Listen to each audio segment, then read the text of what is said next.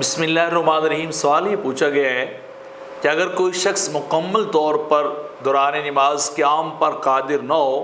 بلکہ کچھ دیر کے لیے کھڑا ہو سکتا ہو تو اس کے لیے قیام کا حکم کیا ہے؟ تو جواباً عرض یہ ہے کہ سب سے پہلے تو یہ دیکھنا چاہیے کہ کس شخص کو قیام جو ہے وہ ترک کرنے کی اجازت ہے، کیونکہ فرض ہے نماز کے دوران قیام کرنا، کھڑے ہونا۔ تو وہ شخص جو بیماری کی وجہ سے کھڑے ہونے پر قادر نہ ہو، انتہائی لاغر ہو، کھڑا نہ ہو سکتا ہو، یا وہ شخص جو کھڑا تو ہونے پر قادر ہو لیکن وہ زمین پر سجدہ جو ہے وہ نہیں کر سکتا، کھڑے ہونے کی صورت میں کھڑا تو ہو سکتا ہے لیکن پھر نیچے جو ہے وہ نہیں جا سکتا،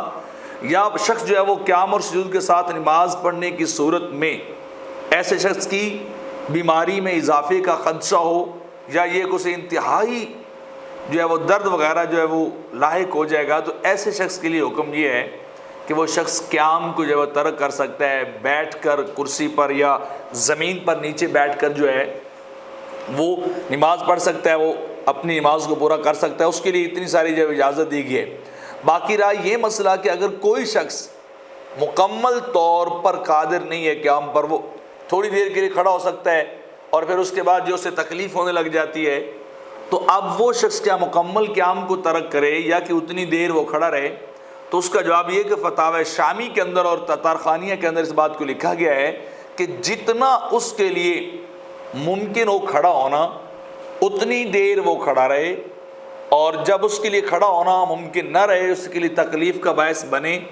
تو پھر اس شخص کو شرع نے اجازت ہے کہ وہ اتنا کھڑا ہونے کے بعد جو ہے وہ دوران نماز بیٹھ جائے۔ اور اسی طرح البارحہ کے اندر بھی جو ہے وہ نقل کیا گیا ہے کہ اگر وہ شخص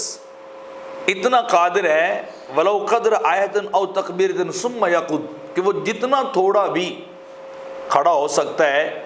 اتنا ہی وہ کھڑا ہو لے اور پھر اس کے بعد جو ہے وہ بیٹھ جائے، تو وہ شخص اس طریقے سے نماز پڑھے۔ لیکن وہ اگر ٹوٹل ہی قیام کو ترک کرے تو پھر اس کے لیے درست نہیں ہے، بلکہ اتنا قیام جتنا ممکن ہے وہ قیام کرے اور اپنی نماز کو مکمل کرے۔